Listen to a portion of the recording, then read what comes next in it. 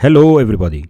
In this screencast we're going to look at how we could build this app which shows you the contacts, but instead of using the simple vanilla JSON object, JSON array classes, I'd like to use the GSON library, the Google GSON library, which if you go to, this is their GitHub repository, GSON library. It's pretty straightforward. It allows you to change, see, basically provide a method called toJSON and fromJSON. So basically you convert a JSON string into a Java object and a Java object into a JSON string. And there is documentation and so on. So if we look at the documentation that they post here, just to get an idea, this is the user guide, right? And here's the user guide, and then basically this is the implementation. That's what we need to add. And then basically you see, if we look at serialization, you see here, you have a class which has these values, value 1, value 2, and this is it. And then when you create a new one, you create a new JSON object and you say JSON to JSON, and it creates a string, and that's what the string looks like. So it serializes the data that is inside here, right? And you could also have nested classes. It's very interesting, and you can have arrays and so on. So basically it's pretty straightforward. Do they have also annotations? Let's see. Last time I checked they had annotations, so let's see.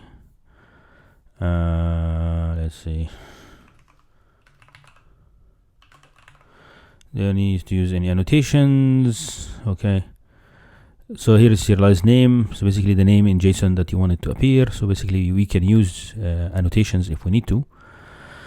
But I'll show you how to use this API. For example, when you say get the contacts, so it returns a JSON object, right? And then inside the JSON object we can capture contacts, and each contact has this kind of form.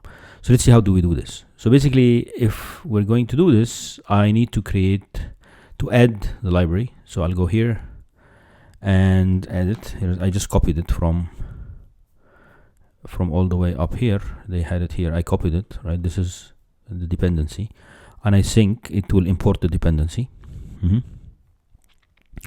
So what I'm going to do is, if you look at this response, I could say get contacts response. So basically right click new, a Java class, I'll call it get contacts response, right? So that's the get contacts response.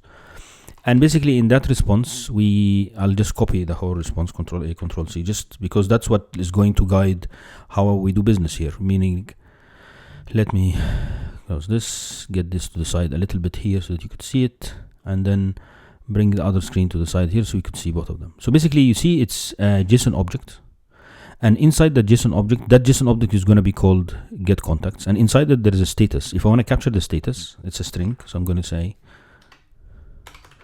string status. So basically it's telling it that I want to capture this status, okay? And then there is an array of contacts, okay? So now ignore this contact class for the time being, because it's completely wired here. I'll create another one here. Okay, I'll create a class. Let's call it the contact class, right? And I'll make it static because I don't want it to be an inner class. But anyhow, so I created a class called contact, right? And then that contact class has these variables. Okay, Control C, and basically it has a string,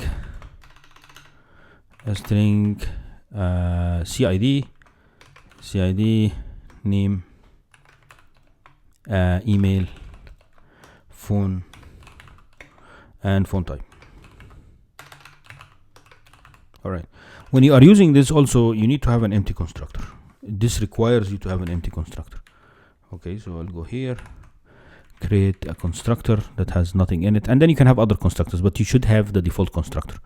And similarly, this one, I'm going to create an empty constructor here. All right.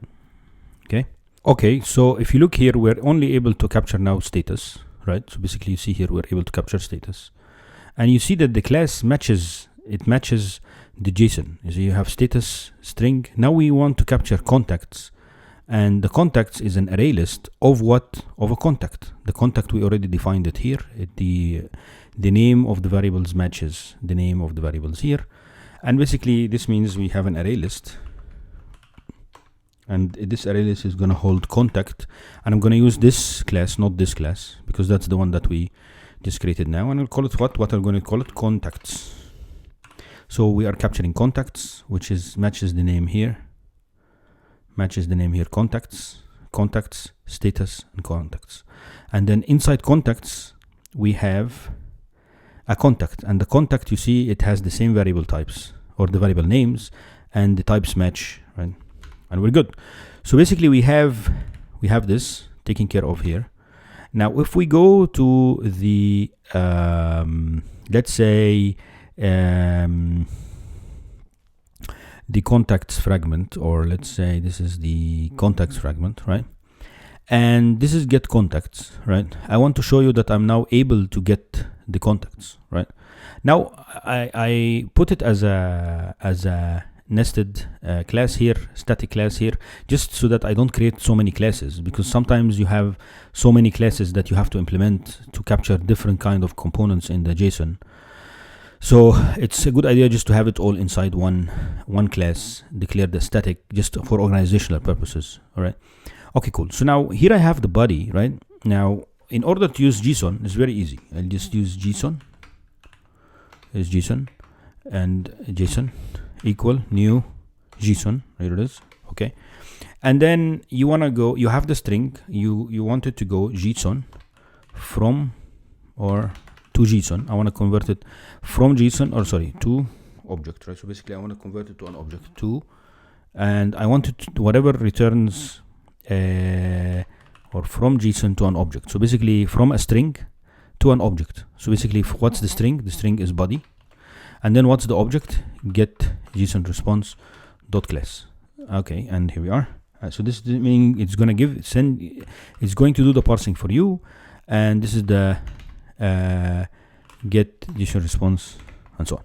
So basically what this is doing is that it's taking the string, which represents the response here, and it is serializing it to, or deserializing it to, or mapping it, if you want to say, to this class. Right, and this class matches exactly the same structure as the JSON that the JSON that we're expecting. Okay, so basically here we are. Now let's have a two string for the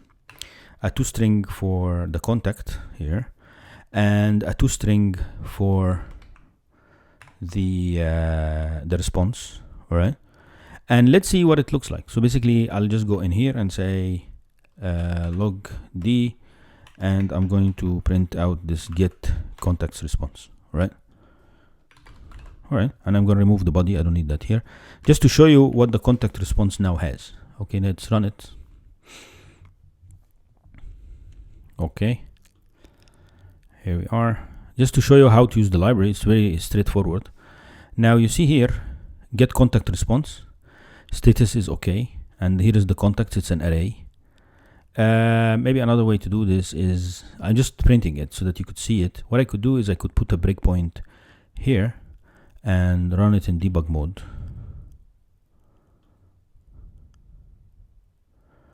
And then you see the app is running, and then once it hits that location, you could look get contacts. Here is the get contacts response. You see here I'm capturing the status as okay, and here is the contacts. It has 3 contacts, 1, and then each contact, you see it has the information that I captured, and so on. You see that? Very straightforward, and it matches the information that we have here. Now this shows you how to use JSON library. So basically I could reduce the code that I'm writing a lot, right? So basically instead of doing all of this, now I have an array list of, let's see, so now by this stage, if you reach this stage, I already have an array list of contacts, right? But I need to change the contacts. Instead of using contacts, because you see here my array list is of contact, but this is not the same class that I would like to use.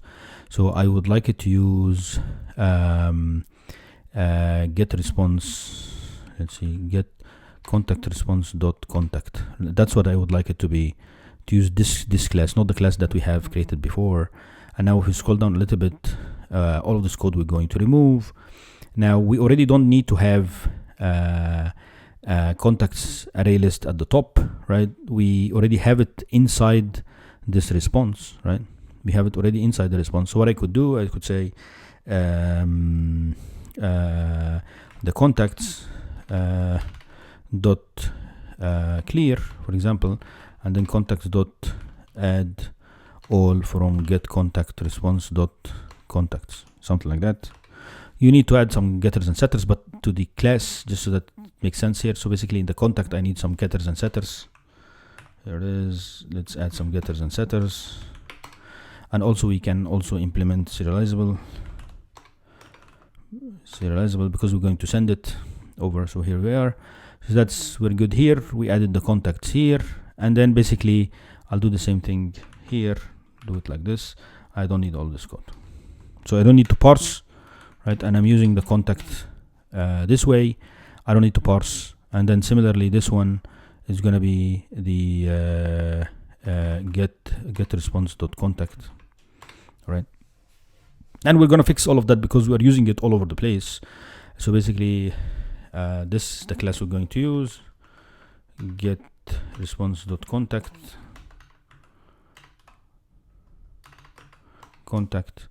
and then similarly also, I'm just changing the type so that it just matches what I have, because I'm building it off what we had before. So here's this, and here's this. Okay, so we're good here.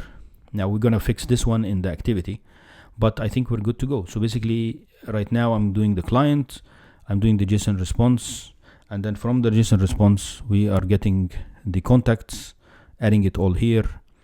And then basically all what we are doing is, now the activity, let's fix, we need to change a couple of things because we let go of this guy, right? This guy was the one that we were using, right? This class. So we are now using the other class. So basically every time you see contact, we're going to do it like this. And then similarly inside the details fragment,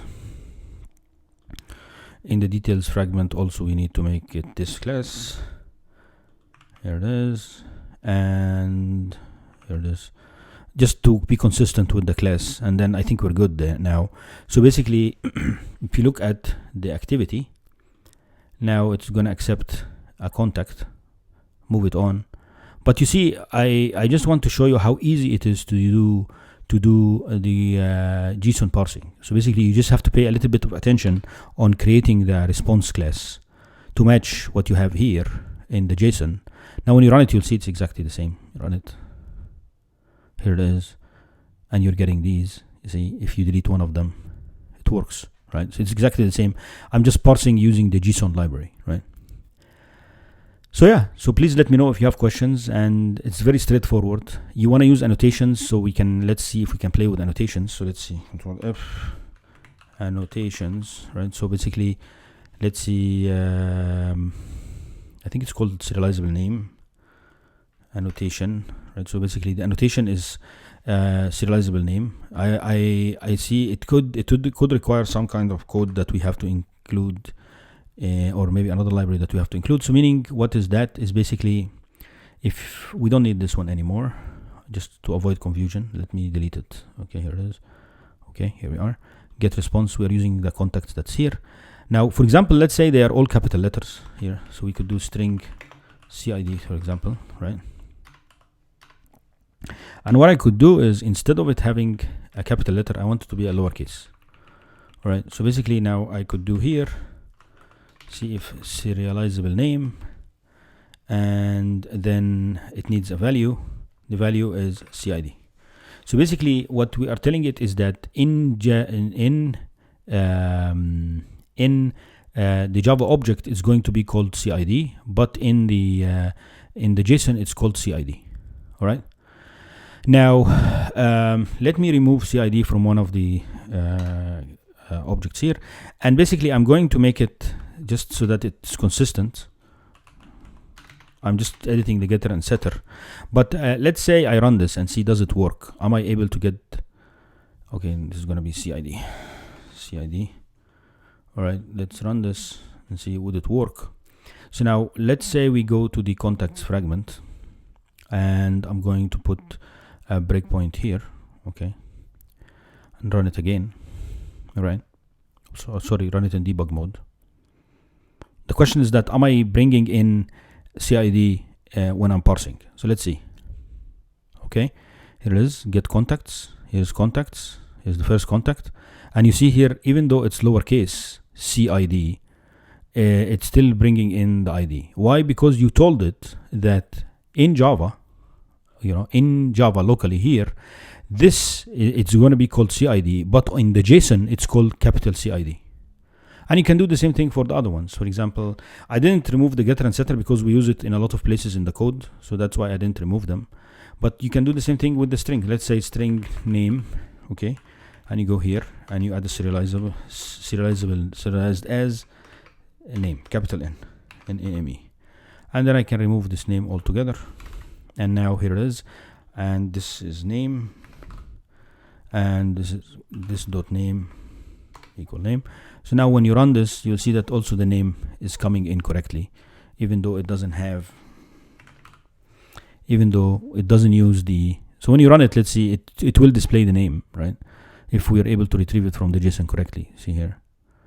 And the names are, see here, get JSON, here's the contacts, and then the contacts, I'm retrieving the name correctly. So basically you can use annotation to indicate if the names don't match, or sometimes even the names have a space or have a dash. Let's say it's status dash, or maybe contact dash list, right?